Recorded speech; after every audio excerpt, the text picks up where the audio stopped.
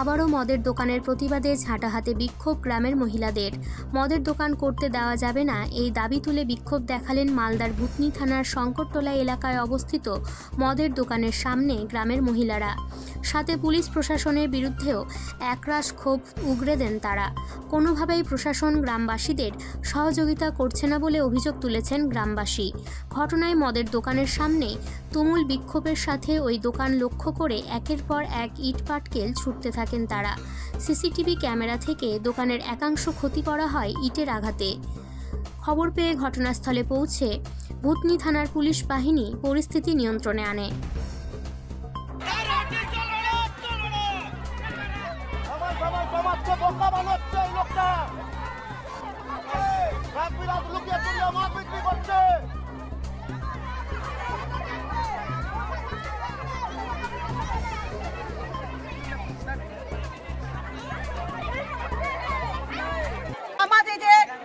একটা নতুন বেশ কিছুদিন থেকে যে নতুন আমাদের ভাট্টি তৈরি হয়েছে মদের, সেই বাদের ভাট্টি আশেপাশে আমাদের স্কুল আছে, বিদ্যালয় আছে, বাড়ির পরিবেশ আছে।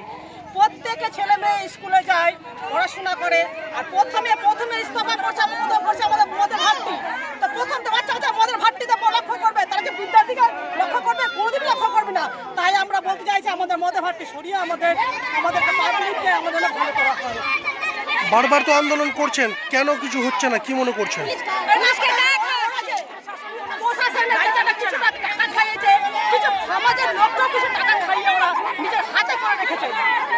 এরা কি অবৈধভাবে বিক্রি করছে না এদেরকে কাগজপত্র আছে, কিছু আছে?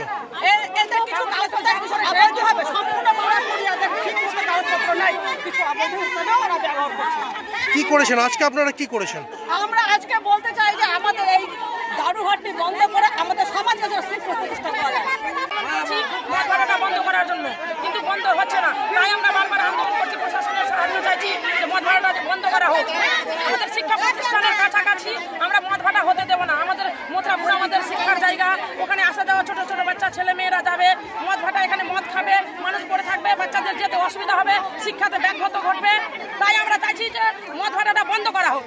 কোথাও কি আপনাদেরও নিরাপত্তা নিয়ে প্রশ্ন উঠবে? হ্যাঁ, আমাদের নিরাপত্তার প্রশ্ন উঠবে না, মানে বড় শিক্ষিত মানুষদের আসা যাওয়া করতে রাস্তাঘাটে অসুবিধা হবে। তাই আমরা চাইছি যে মদ ভাড়াটা বন্ধ করা হোক। তো বারবার